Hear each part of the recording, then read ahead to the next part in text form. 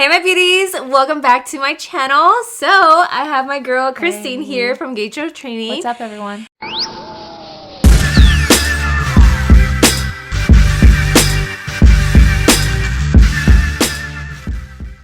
So we're going to be talking all about nutrition, about pregnancy, before, during, and after. All of the questions that you guys have just sent to us through Instagram, we're going to be answering them here today. Just questions that you guys are curious about, whether you guys should avoid or not. You know, what you guys should be including in your nutrition. So we're just going to go ahead and jump into the questions. So the first question that somebody asked is, what's the ideal weight before getting pregnant? And we're going to talk about a little bit more about my experience, just so you guys get an idea. So when I reached out to her, obviously I was already trying to be fit, you know, I was already in my 5 days a week in the gym, trying to eat healthy. So I kind of got the idea of what I should be doing already with my body before being pregnant. So I was already preparing my body for like months in advance. Absolutely. Yeah, no, it was really cool because you were on a fat loss journey for a while. We worked together for, I'd say, about a year. And then you got to a place where you wanted to maintain, you wanted to start building some muscle.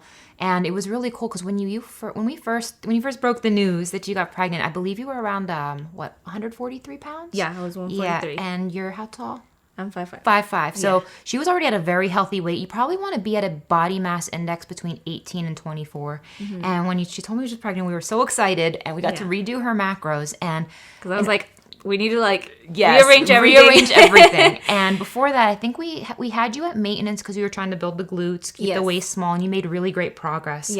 During that time, filling out the muscle, dropping your body fat. I felt like I was at my best because I don't know, I just felt great. That progress picture was amazing. Yeah. That was so amazing. And so we ran her macros.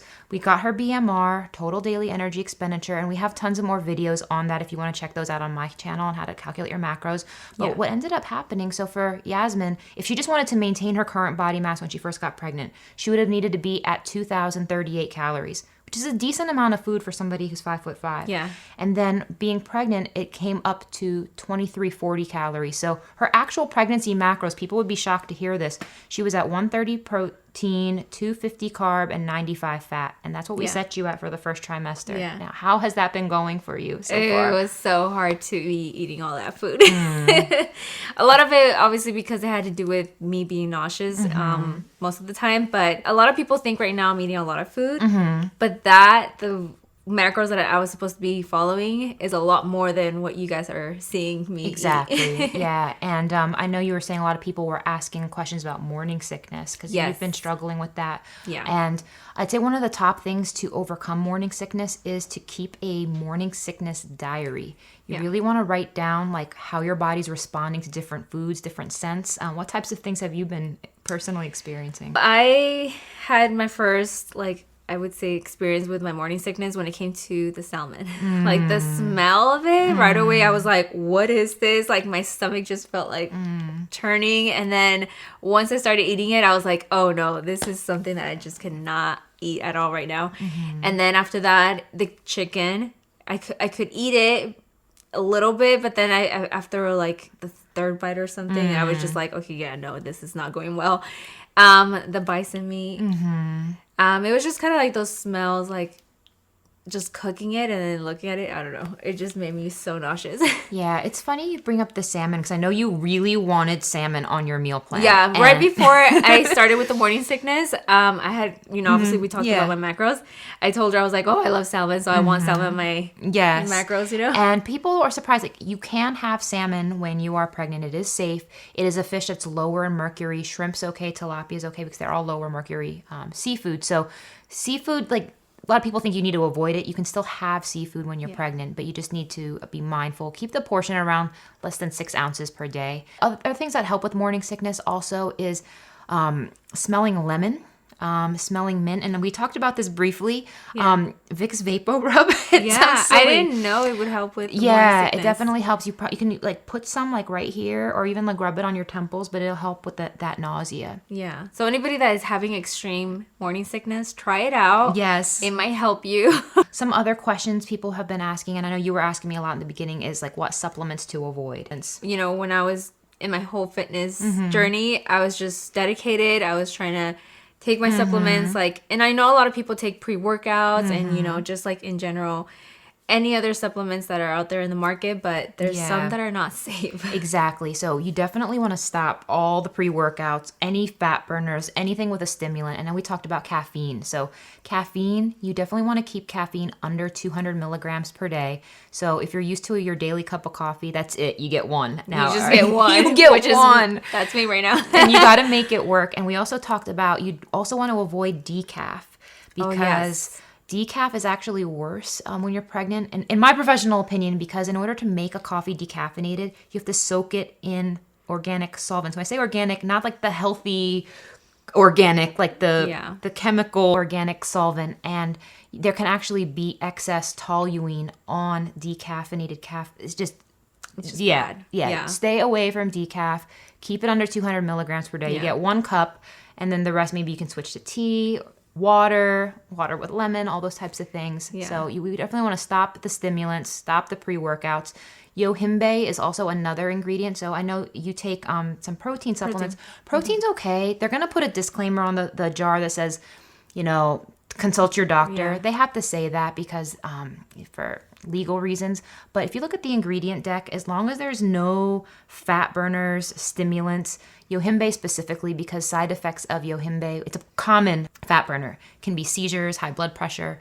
So remember that. Yohimbe, stay away from it. But other than that, I mean, if it doesn't have it and it's just strictly just for protein, it's fine. It's completely fine. Yeah, you can still put it in your shakes if you want. Because I know that for me, it was really hard to have my protein intake while I was being, you know, nauseous. So the only way I can take in my protein at that moment was just through the protein. Yeah, the shakes. And the shakes didn't make you nauseous? No. Oh, that's great. Yeah, because I would just add fruit and like veggies and I would make it like nice. And I would not add any like sweeteners to it just because all I wanted was just something plain. And so that was my only way to that's really smart. And I definitely encourage you guys to try to stay away from the artificial sweeteners. I mean, in moderation, it's not going to be the end of the world, but you definitely want to try, if you can, stay away from them. So it's not going to kill you per se, but we just want you to kind of steer clear of those types of items. Maintaining your weight during pregnancy. That was a big question of how to maintain your weight while you're pregnant, which is, I know, a lot of concern for a lot of women because, you know, some women just don't want to be gaining so much weight. Exactly. And then also just because it's not like healthy, you know, when you're trying to have your baby and all. Yeah, so a lot of people want to take that eat everything approach. They're like, I'm pregnant, it doesn't matter, I'm going to eat everything. You do not want to do that because it's going to be like 10 times harder to lose weight afterwards. And I know we're going to be working together throughout that whole journey. But like, guys, I encourage you guys, now is not the time to be eating all the garbage. You want to be eating nutrient-dense foods. And I said, you know, her macros are generous. 130 protein, 95 fat, 250 carbs. That's a lot of room to work with. It's a lot of room, but like, you don't want to be eating garbage. You're going to gain body fat. Now, talking about weight gain, I know in the first trimester, people are going to gain the most weight, probably anywhere from 5 to 10 pounds. But then after that, it's an average a pound a week from the second and third trimester. So total, I mean, you should really only be gaining 25 to 35 pounds when you're pregnant. And that's exactly what my doctor told me. So you started around 143. So, I mean, you know, we're expecting about 25, 35 pounds. So, you know, I mean, you know, you hear Kim Kardashian goes over 200 pounds and she's 5'2". Do you know what I'm saying? So it's going to be a lot of work. It's going to be harder. So if you're pregnant or considering getting pregnant or trying, you really want to just start eating healthier now. It is only going to be harder because you're going to be dealing with a child. You're going to be dealing with all kinds of things. And you really want to dial that in now. Because also just making time to also go to the gym might be hard and everything. Oh my goodness. But we're going to hold you accountable. We're going to hold her accountable.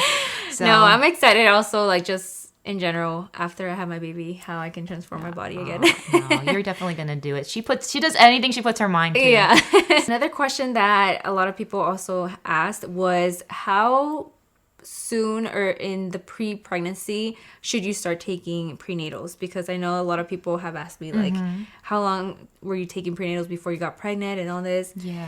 I'd say as soon as you're in that trying to conceive mindset, just start. You definitely want to start getting a prenatal vitamin that includes folate, at least 800 micrograms per serving. Yeah, in my experience, because I was already trying to get pregnant for like many months in advance, I was taking prenatals way before, just because I was already trying to be conceiving, absolutely. you know? And you want to be consistent with that. Yeah. Consistent, same time of day. You can't just like take it when you feel like, I feel like being healthy today. No, you gotta, no, every day you gotta take it. Yeah, absolutely. So that's very important. Yeah. So just as long as you're trying to get pregnant, you should already start taking prenatals in general. Absolutely, because that's going to give your body all the nourishment to receive it and, you know, grow the baby in your womb. Yeah. So all of that's awesome. And then I also have questions about after the pregnancy, because I know a lot of people expect or experience hair loss. That's a big one. Just in general, like your skin also and everything. So people were asking, like, what can you take? I mean, you can still take those supplements. Absolutely. You know? There's a lot of good hair, skin, and nail supplements out there. DHA, collagen is a really hot supplement right now, and it works. It rebuilds connective tissue. It helps your skin. It's definitely something I would say you probably want to take at least 20 grams of collagen per day. Excellent. I take it right now at the moment, just because also with stretch marks, you can take it during pregnancy. So it does help. Yeah. Yeah, no, that same with the vitamin E, vitamin D, that's going to be really great too. Yeah. Because you can proactively help prevent that, because if your skin has all the connective tissue, it's going to be a lot easier for you. It's definitely a really good tip, because a lot of people think of it after the fact. Yeah. And they also think of just lotions. They don't think of it from within. Yeah. Yeah. So not only, also other than collagen, you can just hydrate your body by taking so much loads of water. So, and the last thing we're going to cover is what foods to avoid when you're pregnant. And you definitely want to stay away from the raw meats. So that means no sushi. Yeah. And I know a lot of you guys, when you guys see me at the sushi place, you guys think I'm eating raw food. But I'm not. Cooked. Yeah, there's cooked. There's definitely cooked sushi. Fish with mercury, deli meat. Hot dogs, processed meats. You got to stay away from those things.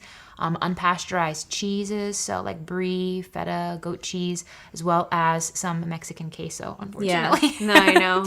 And I was like so scared, because the only cheese that I can actually eat that my body will actually take it in is only one brand. And I checked it and I was like, oh my God, thank God it is pasteurized. Yes. Yeah. So pasteurization, for those of you guys don't know, it's a high pressure process that actually kills off bacteria. Yeah. So some cheese does contain like bacteria, but it's like part of it, like yogurt does, all that kind of stuff. So, but I mean, it's not like that you completely have to avoid cheese. Like, you just have to make sure you read the label, make sure that it says that it is pasteurized. Other than that, you just want to make sure that you're eating healthy, getting nutrient-dense foods, and making your health a priority. If there's no other time in life that you're really going to like try to eat cleaner, this is the time to do it. You're growing a child. Like, if that doesn't wake people up, I don't know what will. Yeah. I really don't. Because I know that for me, at first, I was very, very concerned, just because I knew that in the back of my head that, like, it's like, well, I'm trying to grow my baby. I'm trying to, you know, make my baby be strong and healthy as possible. And I know that some of you guys were telling me, like, no, just eat the cupcake or, like, whatever, you know. But it's like, no, sometimes I do have to, like,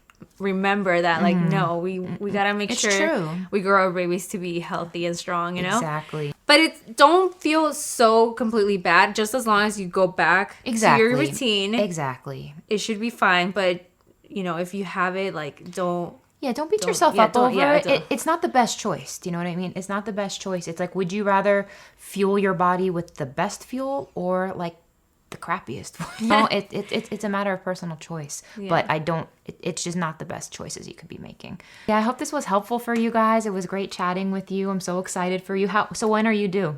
I am due November 3rd. Oh boy, so you have a baby for Christmas. Yes. So excited. But we're definitely going to be doing a follow-up video with you guys, just in general, about more in-depth about nutrition. This was just kind of like to cover like the overall idea and just more about my experience with my nutrition, I guess you could say, with my pregnancy. But yeah, so just in case, you know, that you guys are already curious about any other questions, leave them down below. Me and her are going to also be answering as many as we can, you know. But thank you for coming. Thank you, for sure. Thank you for having me. Yeah, my loves. So with that, we will see you guys all in the next video. Bye. Peace.